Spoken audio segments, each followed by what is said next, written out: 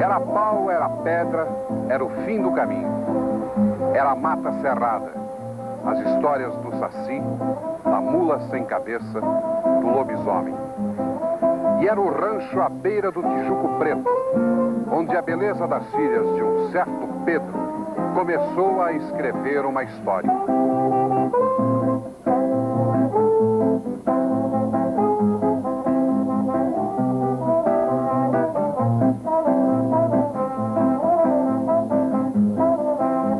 O jeito de dizer já começa a revelar a história. Pedras e pedras. Do P maiúsculo das Pedras, as filhas de Pedro, ao P minúsculo de Pedras, muitas águas rolaram pelo Tijuco Preto. O sustento por aqui sempre saiu da roça, desde os tempos pioneiros do Barão de Serra Negra, passando pelas fases do plantio do café e hoje do açúcar. A cidade é Rio das Pedras, que agora procura dar um salto para o futuro.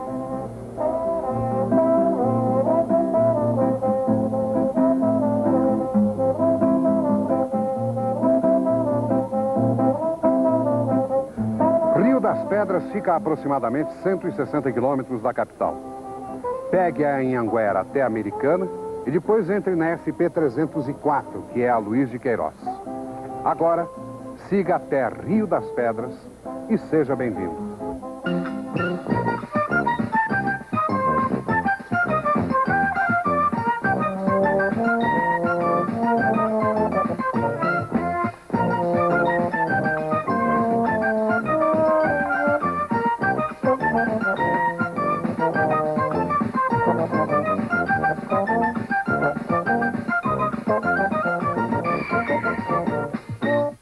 Os fatos históricos acontecem, mas é sempre preciso alguém para conservá-los, para organizá-los.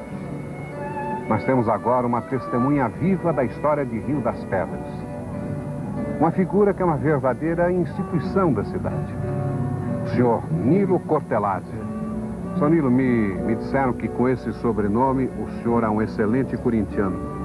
Não, eu sou palestrino. Ah, mas Cortelazzi? É, Cortelazzi, sou palestrino. Não é palmeirense? Não, eu sou palestrino. Palmeirense é carrado secundário, mas eu sou palestrino, continuo até hoje palestrino. Eu soube que o senhor viu vários jogos do Palestra Itália.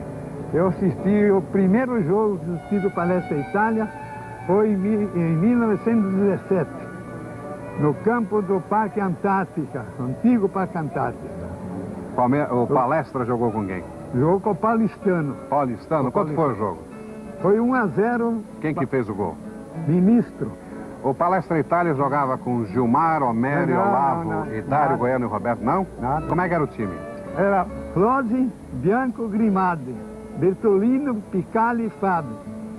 Gaetano, Ministro, Heitor, Imparato e o ponto esquerda, não sei se era Olivieri ou era Imparato II. Esse jogo foi em 1917. 1917, no mês de junho, julho. Eu estava no colégio Coração de Jesus. Meu tio, que era corintiano, veio me buscar. Só está com que idade? Vou completar 85 anos, dia 5 de julho de nascimento, de registro, dia 11. Esse papo inicial é apenas para estimular a sua memória e mostrar como o senhor tem condições de se tornar realmente em testemunha viva da história de Rio das Pedras. Obrigado, bondade de sua parte. Como é que a coisa começou por aqui? Eu ouvi falar que eu posso falar em Rio das Pedras ou Rio das Pedras. Bom, é Rio... Está errado falar em Rio das Pedras? Não. Começou com os tropeiros que levavam café para Santos com esse pouso onde existia o dono era Pedro. E as filhas, duas filhas muito bonitas, e os tropeiros nós vamos pousar, vamos lá nas Pedras, no Rio das Pedras. Depois, como tinha algumas pedras, tornou-se Rio das Pedras em vez de Pedro. Então a origem etimológica pode ser Rio das Pedras, as filhas de Pedro, ou Rio das Pedras. O Rio das Pedras. Tinha pedras no rio? Não, aqui nunca teve pedra. Aqui nunca teve pedra nesse rio, nunca teve pedra. Lá nesses outros córregos tem algumas pedrinhas, né? Uhum. Muito bem. A história está intimamente a história da cidade está ligada a um barão, não é? É o Barão de Serra Negra, né? O que ele fazia por aqui? Ele era o dono da maioria das terras. E o que eles plantavam na região? Café. Café? É, café. Aliás, eu quero que o senhor confirme. Consta que o barão queria pagar os seus funcionários em moeda estrangeira, em libra, é verdade? Em libra esterlina, mas ele fazia oferta. Ele fazia questão de pagar em libra esterlina, mas os colonos e camaradas não queriam. Por quê? Porque o dinheiro brasileiro nosso estava acima do pacto. Uma libra esterlina valia menos do que o nosso 1.000 réis. Sei, mas isso há 100 anos atrás. Isso há 90, 100 anos atrás. Agora, hoje, não sei. Agora, para ajudar o desenvolvimento da agricultura na região, o plantio do café, parece que veio muita gente de fora. Qual o ciclo mais significativo que o senhor localiza na história da cidade? O ciclo mais significativo foi quando veio a imigração. A maioria era italiana. A maioria era italiana. E eles vinham, sabe, com uma mão adiante e uma mão atrás. Os imigrantes. Agora, antes disso, vieram os italianos que tinham algum recurso. Que montaram fábrica de cerveja, montaram hotéis, enfim, pensão, né? E começaram a construção da cidade.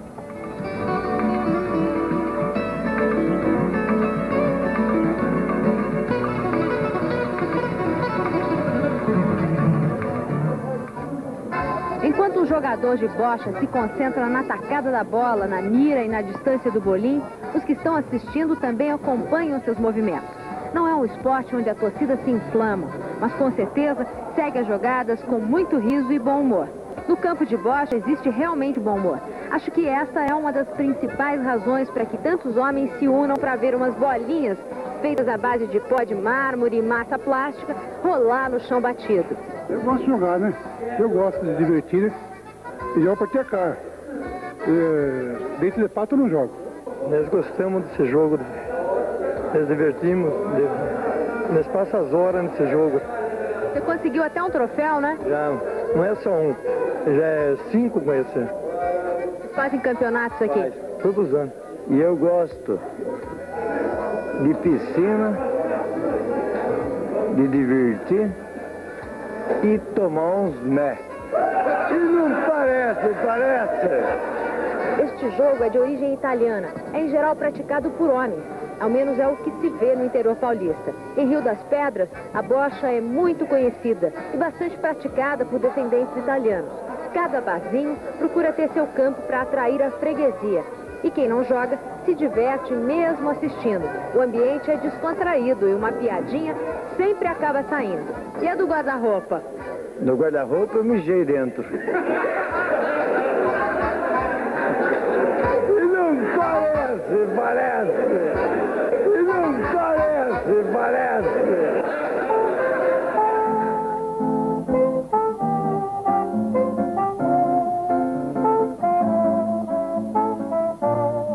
Quem vem de fora traz a sua arte, mas os riopedrenses também a cultivam aqui. Vejam só.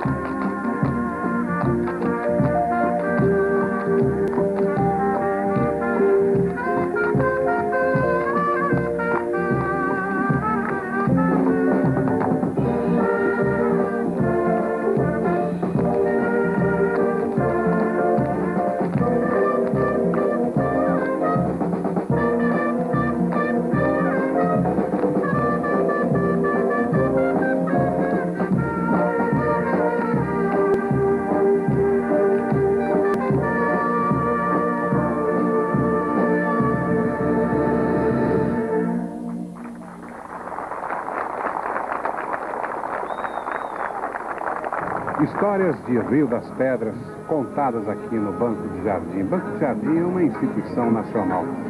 Então nós vamos falar para as câmeras sobre a atividade da Câmara Municipal. Ou vamos falar para as câmeras de televisão sobre a Câmara Municipal de Rio das Pedras. Aqui do meu lado, dois ex-vereadores, ex-prefeito, seu Américo. Você foi prefeito aqui por um ano, não foi? Foi prefeito por um ano. Aliás, foi fácil ser prefeito, né? Como é que você chegou lá? Naquela época, fui nomeado por o último prefeito nomeado, depois veio os prefeitos eleitos diretamente pelo povo. Né? Quem que nomeou o seu prefeito aqui? Foi pelo interventor e ex-governador Ademar Ferreira de Barros. Muito bem, e aqui do meu lado está o seu Donato, que é sobrinho do seu Américo, que foi vereador e que hoje está aqui tranquilo também, batendo um papo conosco. O senhor foi vereador por quantos anos? Foi de 1952 a 57. Aham. Vamos bater um papo. Eu sei que a Câmara Municipal daqui de Rio das Pedras tem umas histórias muito curiosas. Mas, principalmente no início da época da instalação da televisão, início da década de 50, a televisão não tinha a força que tem hoje. E o rádio, sim. O senhor pode contar qual era a relação da Câmara Municipal e de seus vereadores aqui de Rio das Pedras com o rádio brasileiro? A relação é que nós nas cidades e a Câmara reuníamos, como hoje, até hoje, as reuniões, e tinha as novelas, como tem hoje, eram pelo rádio, e chegavam na ocasião, tinha a novela, a grande novela que teve na ocasião, que era O Direito de Nascer. Então, nós parávamos a Câmara, interrompia a Câmara para poder nós ouvirmos pelo rádio, né? Aliás, ouvirmos pelo rádio o capítulo do dia, para depois dar continuidade aos nossos serviços camareiros, né? Ouviam a Rádio Nacional do Rio de Janeiro. Do Rio de Janeiro. Agora, quando o Albertinho Limonta sofria muito, a Câmara conseguia trabalhar depois? Aí nós, quando fazer aquela, primeiro dava aqueles... um conversava, outro dava os palpites, coisa, mas depois nós voltávamos ao serviço nosso que tinha que terminar na nossa reunião da camareira, né? E logo depois da reunião continuava o assunto sobre a novela. Sei. Vou falar agora aqui com o seu Donato, que está bem de frente assim a sua propriedade, aquela fazenda, aquele verde bonito lá longe. O senhor planta o quê? Cana? Cana. Seu pai, evidentemente, é exemplo de inúmeros outros moradores. Imigrante italiano, né? Italiano. Como é que ele chamava? Nicola. Nós estamos aqui numa praça onde eu vejo diversos bancos. Mas no início da história de Rio das Pedras, há, digamos, 60, 70 anos atrás, não havia bancos instalados. Como é que a população da cidade guardava o dinheiro? Guardava justamente na minha casa, na casa do meu finado pai. Era um homem de muita confiança, então todos esses agricultores, pessoal da roça, e muita confiança, naturalmente os imigrantes também, eram guardados num cofre. Naquele tempo tinha o nome de burra. Burra? Que ainda existe aí, na minha casa ali, onde eu moro. Hoje quem guarda dinheiro em casa é burro. É burro, pelo contrário. Se aplicar, né? Sei. Mas seu pai guardava então dinheiro praticamente de toda a cidade? De toda a cidade. E o pessoal confiando, né? Confiava. Estava com a burra cheia. Tá abarrotada. E onde é que o pessoal guarda o dinheiro hoje? Hoje nós temos aqui um colosso de estabelecimento bancário, né? Sim. A pessoa aprendeu a aplicar melhor, né? Olha, mas se a cidade tiver com dificuldade, eu me sacrifico, pode guardar lá em casa. Perfeitamente. Tá? Eu vou tomar nota desse. Toda a equipe da TV Cultura, nós estamos à disposição. Eu vou tomar nota e, se Deus quiser, eu vou encaminhá-los. Muito bem. TV Cultura. Ótimo, a partir de hoje a gente está aguardando. Tudo bem. Boa sorte para vocês.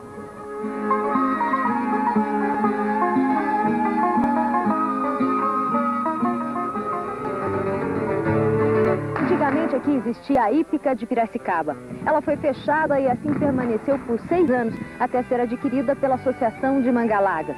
E aqui em funcionamento está o Centro Mangalaga Brasileiro, um local destinado à criação e desenvolvimento desta raça de cavalos.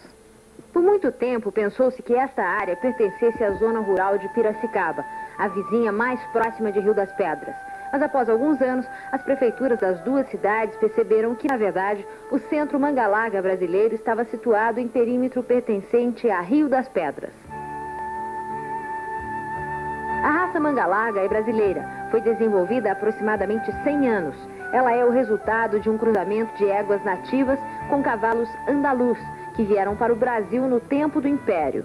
O Manga Larga é um cavalo rústico, um cavalo que foi selecionado para ser um cavalo de trabalho, um cavalo que atendesse às necessidades de uma fazenda.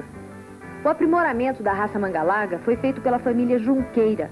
O cavalo Manga Larga é selecionado para longas viagens, principalmente pela sua resistência, mas não se pode deixar de salientar a beleza de suas formas e a imponência de seu galope. Mamão, qual é o segredo para se criar um Manga Larga com sucesso? Para mim, o maior segredo é a dedicação do homem ao cavalo, se preocupando sempre com pastagens, a área para esses animais, baias e o manejo em si para o cavalo. O homem deve sempre imaginar que tudo que é ruim para ele será ruim para o cavalo. Então, a dedicação do homem ao cavalo é muito importante para se conseguir uma boa criação. A raça Manga Larga é com frequência exportada para países da América Latina.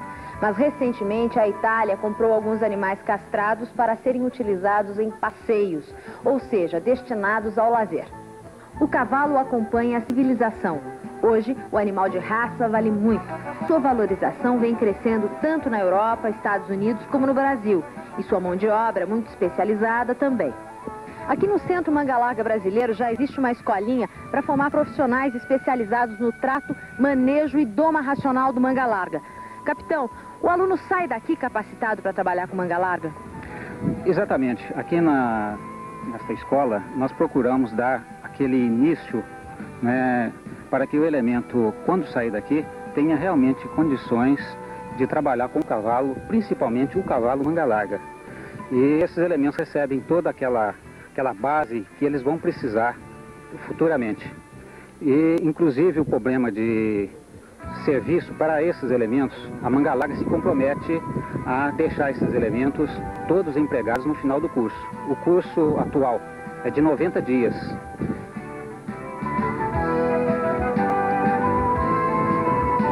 Acho que eu tinha que vir aperfeiçoar mais aqui nesse curso do Manga Larga, que estava planejado há tempo para mim. Eu acho que eu tinha que vir nele, né, para ver se eu melhorar algumas coisas novas, né. Fiquei sabendo do desenvolvimento dos cavalos Manga Larga e vim me aperfeiçoar um pouco e preparar para o futuro. Aprendi bastante coisa nova, estou gostando muito do curso.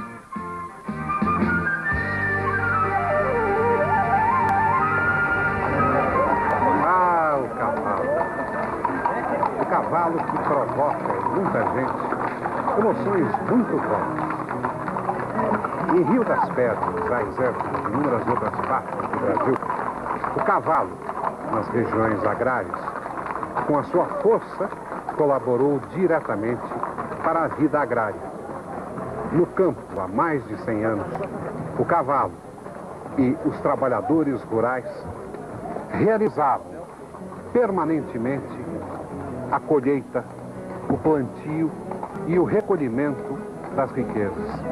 O trabalho, hoje, em parte está sendo substituído pelo trator. E restam as reminiscências, a nostalgia, a emoção. Assim sendo, aqui em Rio das Pedras, foi fundado um clube dos cavaleiros. E nós vamos conversar agora com dois de seus representantes, o Roberto e o Irineu. Roberto, que clube que é esse? Clube, a gente formou esse clube aqui em 84, que era uma turma muito, tropeiro, né, veio aqui. Então a gente foi, como se diz, pegando o vem dos avós, dos pais. Irineu, qual o tipo de emoção que você sente quando está participando de uma exibição? Porque Rio das Pedras, na verdade, vem desde a época dos tropeiros, né? Os fundadores da cidade são tropeiros. A cidade se constituiu de tropeiro, né? Aqui era passagem obrigatória de todos os tropeiros da região. E, como o Roberto disse, nós estamos dando continuidade aos nossos avós, nossos parentes que gostavam dos cavalos.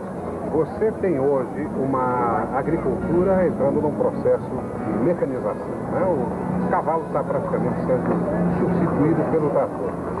Como é que você vê esse processo de transformação? Nós hoje, o cavalo está sendo tirado do campo, né? Principalmente aqui na nossa região, que ela está essencialmente agrícola, nós não estamos mais usando o cavalo, mas nós partimos para um cavalo de passeio hoje, né? Então nós temos os cavalos, o manga larga, o quarto de milha, cavalos de passeio, e nós usamos eles em desfile e mostramos a beleza do cavalo, nós aproveitamos e em cima do cavalo nós fazemos com que ele demonstre a sua beleza. Agora, Irineu, além dos desfiles, eu sei que vocês têm umas diversões e uns jogos aí que precisa ser muito corajoso para participar, né? Não corajoso, tem que ter vontade. De futebol com boi, como é que é isso? É o boi bola, né? O boi bola são 2 times de futebol, 5 cada lado, né? Futebol de salão, só que no campo a gente põe 1 ou 2 bois que não são muito amigos, são os juízes do time. E nós temos que jogar bola e também se livrar do boi, né? Quer dizer, o jogador corre atrás da bola, mas foge do boi. E foge do boi. Ele tem que marcar o gol para ganhar, dar vitória ao seu time, mas também tem que se livrar do boi, da chifrada, de um boi, de uma... Agora, e aquela coisa do pessoal ficar reunido assim, tomando cerveja? Mesa da amargura. Essa é a mesa da amargura. Mesa da amargura? Mesa da amargura. Mas qual a vantagem da mesa da amargura? A mesa da amargura são mesas com cerveja, guaraná. Até aí tudo bem. Até aí tudo bem. 4 pessoas sentadas, normais, e também dentro um boi. A pessoa não pode se levantar da mesa. E o boi, vem na mesa. Vem que vem. Principalmente mesa vermelha, né? Sim. Então, o boi vem na mesa.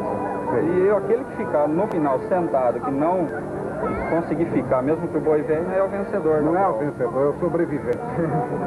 Boa sorte pra vocês. Vamos obrigado. Vamos obrigado.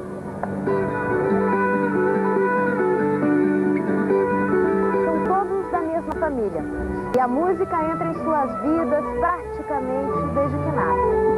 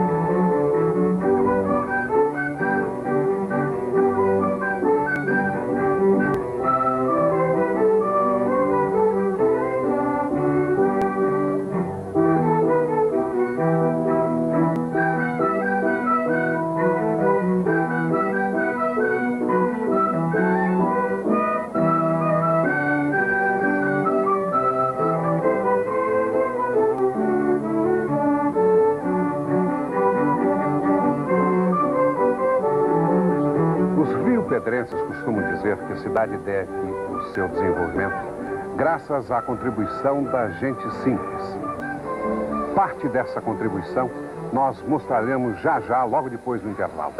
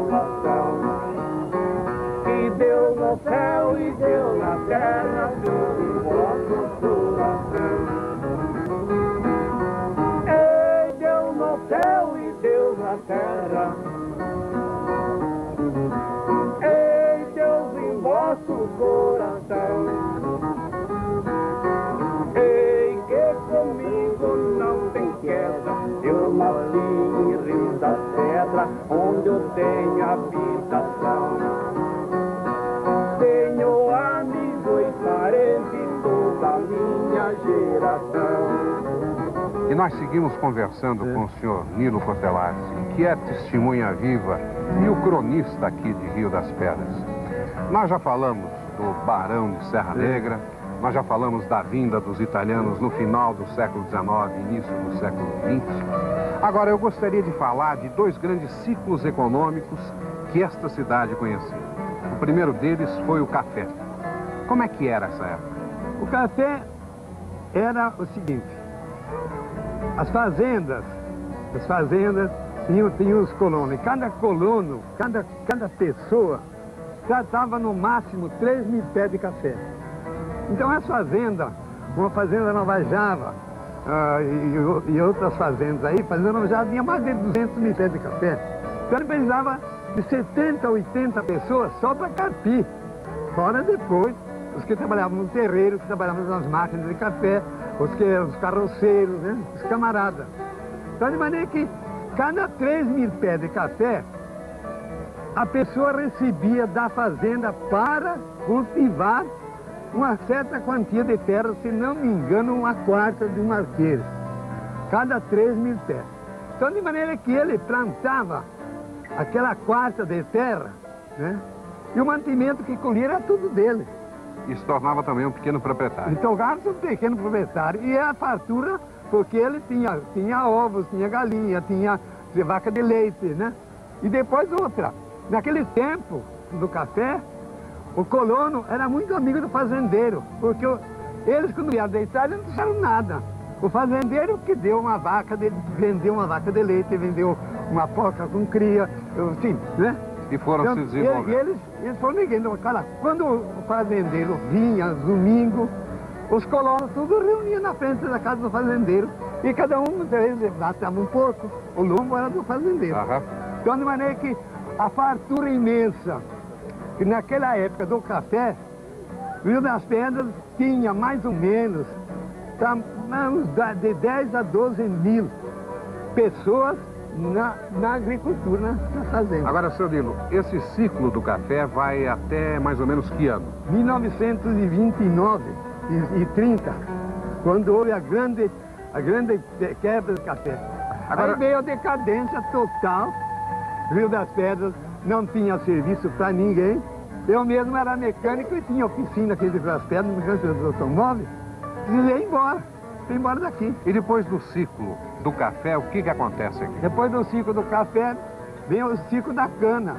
Mas a cana ocupa menos gente na lavoura. E não tem colono, não tem camarão, tem só os baia fria. Houve um enxodo agrícola da cidade. Eu fui embora para São Paulo. Agora, a cana salvou o município. Mas a abundância que tinha não tem mais. Seu Nilo, para terminar, como é que o senhor vê Rio das Pedras hoje? Hoje eu vejo o Rio das Pedras em franca sucessão. A cidade. E se a cana continuar do jeito que estava, que agora não sei como é que está. O Rio das Pedras só tem a progredir.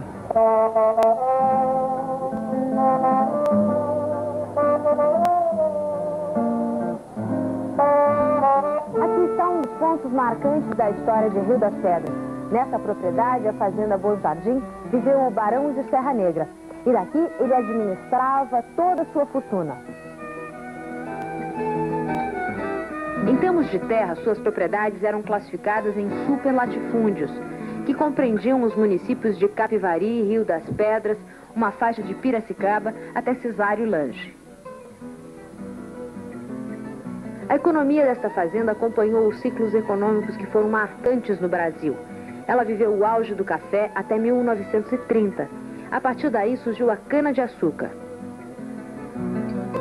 Esse tipo de construção é uma das marcas do ciclo do açúcar e das grandes fazendas do passado, que produziam de tudo para o abastecimento interno. Aqui viviam mais de 70 famílias, formando inclusive uma espécie de vilarejo. Fazenda fazia açúcar batido, pinga, e tinha pomar de laranja,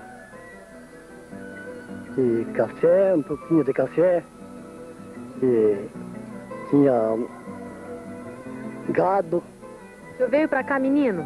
Vim de menino. E tenho saudade do meu tempo aqui. Era um tempo gostoso. Tinha família bastante. Toda gente boa. Trabalhava. Tudo junto. Era gostoso.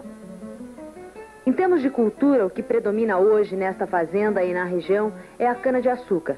Para qualquer sentido que se vá, o que vemos são enormes plantações de cana.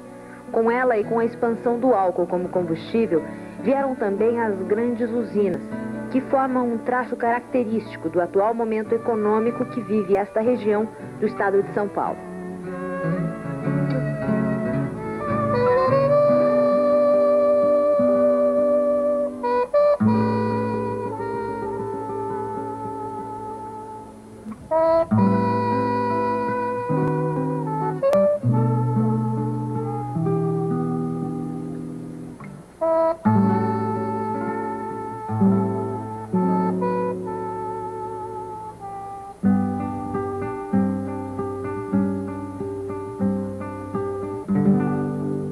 Sou uma ave que gorjeia, solitária sobre o rio, que busca com seu canto acordar a quem dormiu.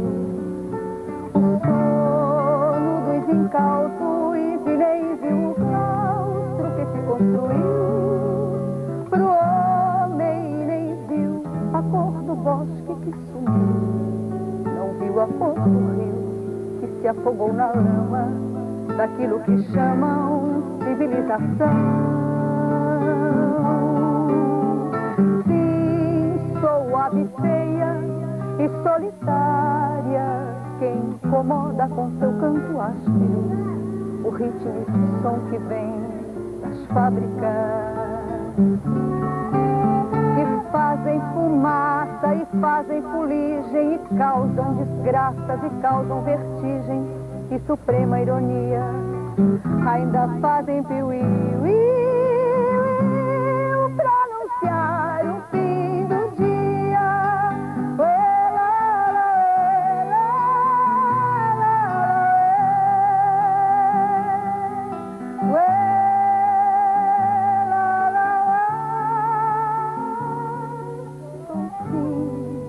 Solitária e sem ave, que qual nave extraterrena sobe e pousa sobre as mãos cerradas de quem ainda ousa levantar a voz para alertar o óbvio. E como um ovni vou-me aos céus em voo livre, ver-se lá de cima, vejo um verde antes que seja tarde, ver se vejo um rio antes que venha a sede, ver se vejo um bicho antes que venha o fogo, ver se vejo a luz antes que venham as trevas, ver se vejo um homem antes que seja o fim. Lá, lá, lá, lá, lá, lá. O sustento aqui em Rio das Pedras vem da terra, mas alguns encontram outras formas. É, por exemplo, o caso do Toninho. Toninho, você tem realizado trabalhos de que tipo? Surrealista, né? De pintura, né? E de paisagem, em talha e madeira. Quer dizer, você tem trabalhado com pintura e madeira. Pintura e madeira. Madeira, vamos falar especificamente dela. Cada um desses trabalhos grandes, você leva quanto tempo para fazer? Leva de 20 a 30 dias, por exemplo. 20 a 30 20 a 30 dias. Esses trabalhos em madeira, você vai buscar inspiração aqui na região mesmo? É mais aqui na região. O que mais te chama a atenção em Rio das Pedras? Eu gosto mais da paisagem, assim, né? O que você gosta mais de fazer? Madeira ou pincel? Eu gosto mais de madeira. Madeira, né? De madeira. E a gente percebe mesmo que tem uma paixão nisso que você está fazendo. Eu gosto muito.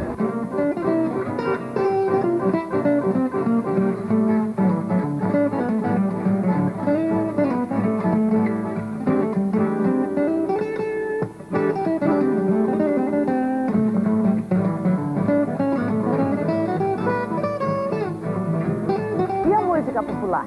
Não podia deixar de estar presente na cidade.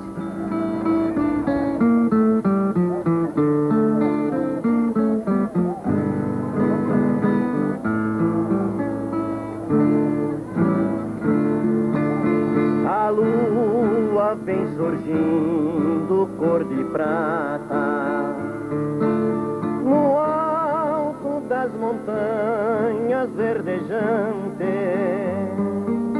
A lira do cantor em serenata reclama na janela sua amante, ao som da melodia apaixonada das cordas de um sonoro violão. Confessa o seresteiro a sua amada o que dentro lhe dita o coração. Oh, linda imagem de mulher que me seduz, ai, se eu pudesse tu estarias no altar. És a rainha dos meus sonhos, és a luz, és malandrinha e não precisas trabalhar.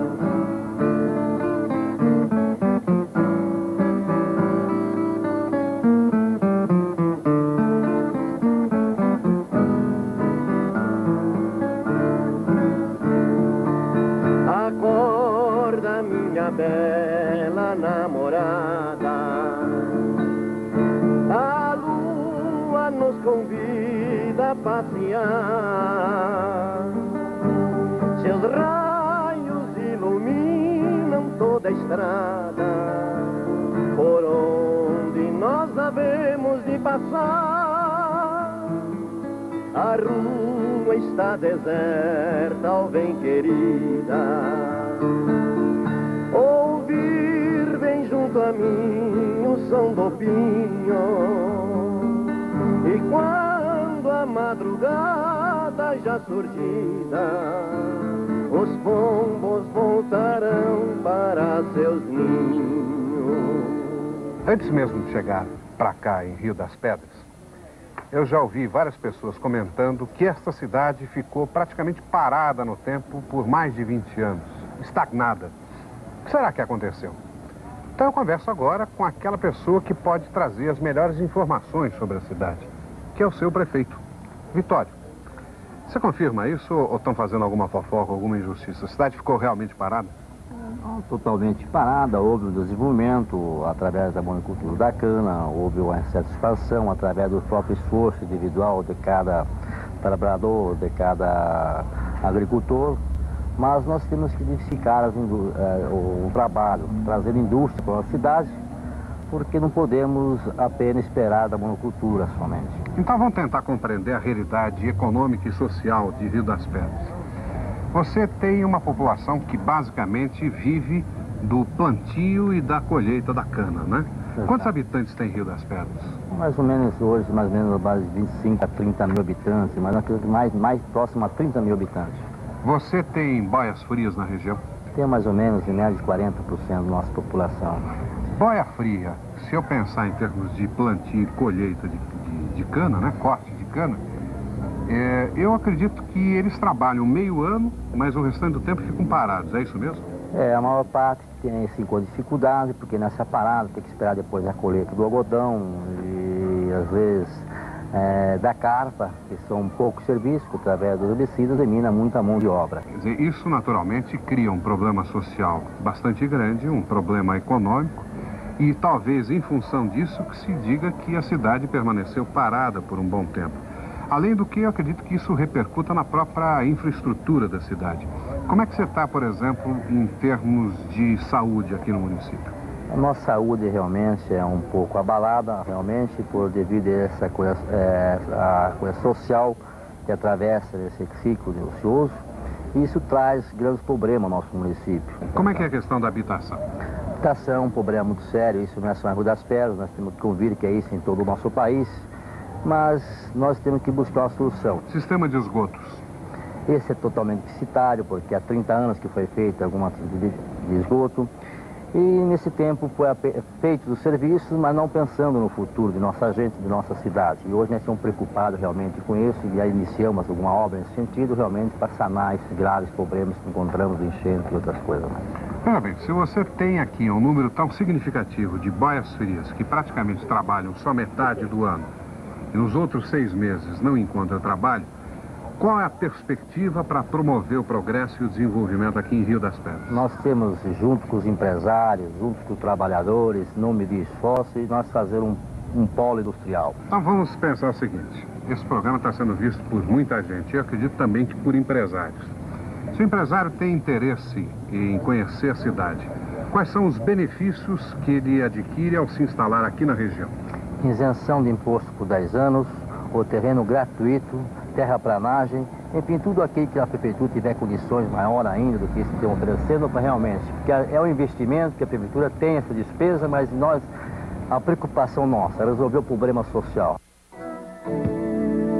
A colonização italiana em Rio das Pedras é sem dúvida o que define as características da cidade. Essa fábrica, por exemplo, foi construída em 1926 por um italiano que chegou aqui no Brasil alguns anos antes.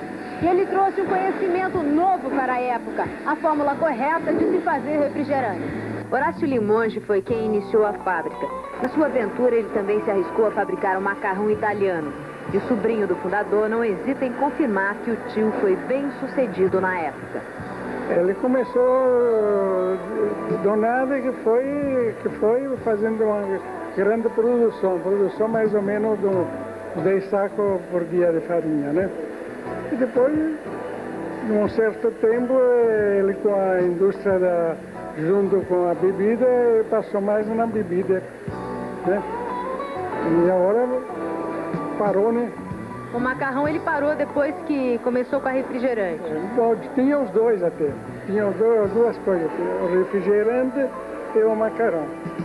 Agora depois que deu melhor com a bebida, então ele parou um pouco com o macarrão. A fábrica Limonge chegou a ser a principal indústria da cidade. Empregou muitos funcionários. A fábrica produzia licores, groselha, capilé, cerveja e refrigerantes. Os que mais se destacaram foram a gengibirra, que era feito à base de gengibre, e a itubaína. Francisco, a itubaína é um refrigerante bem conhecido no interior. Muitas pessoas conhecem, mas eu acho que a maioria dessas pessoas não sabem como é que ela é feita. A fórmula, o segredinho, você pode revelar isso pra gente? O segredo fica difícil, eu posso dar os componentes da itubaína, né? A gente tem a água, o xarope, o benzoato, que é o conservante, a essência de itubaína, o suco de itubaína, que forma um buquê que é composto a itubaína, né? Mas o que é o suco da tubaína? Itubaína é uma fruta, o que é? É uma mistura de essência, uma mistura de frutas, aliás. É um tutti-frutti, né? Que a gente faz esse buquê, depois misturado com benzoato. E a produção de vocês é vendida aqui mesmo na cidade ou vocês mandam para fora também? Mais na região aqui, né? Piracicaba, Capivari, Santa Bárbara, toda a região aqui nós fazemos. E essa bebida é apreciada por adultos também ou só criança que gosta? Porque é docinho, né? Adultos, crianças, todos apreciam muito a itubaína. É um produto que é fabricado desde 1917 pelo meu avô, Horácio Limone, que é o fundador. Depois ele ensinou a química para o meu pai, né? Gaetano Lemos. Agora estamos aí batalhando por nosso produto. Em 1932, a fábrica também começou a vender a pinga, fator resultante da alta produção de cana-de-açúcar na região. Antigamente, a produção da fábrica era artesanal e hoje em dia quase todo o processo é automatizado.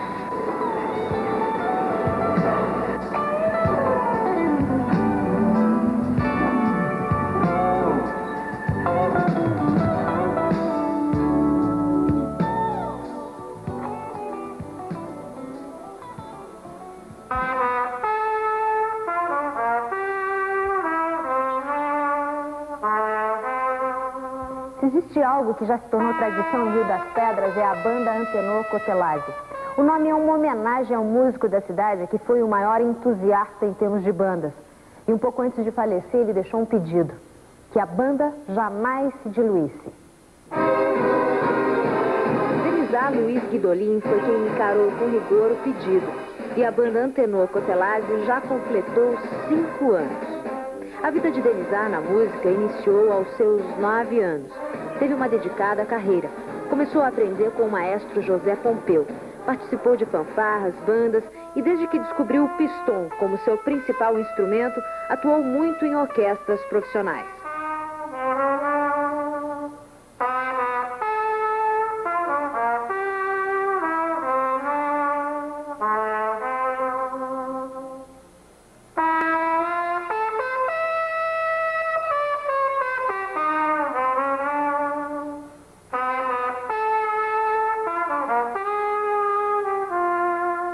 Por ele já passaram mais de 1.800 alunos.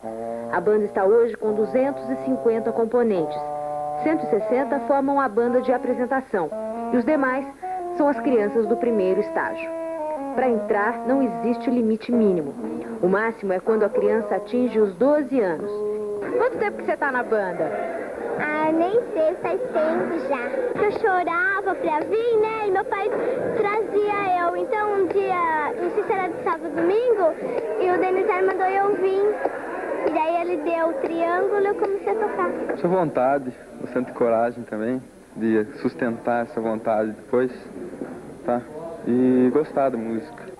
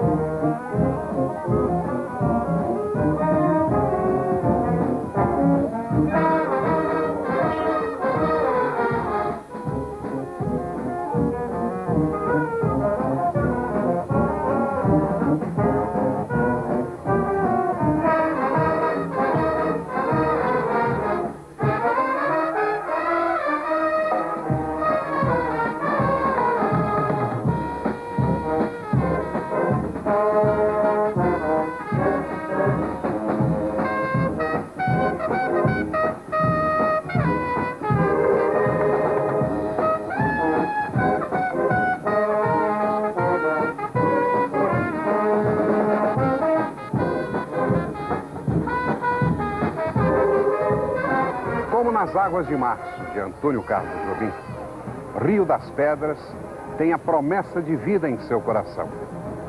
Venha conhecê-la. Até uma próxima cidade.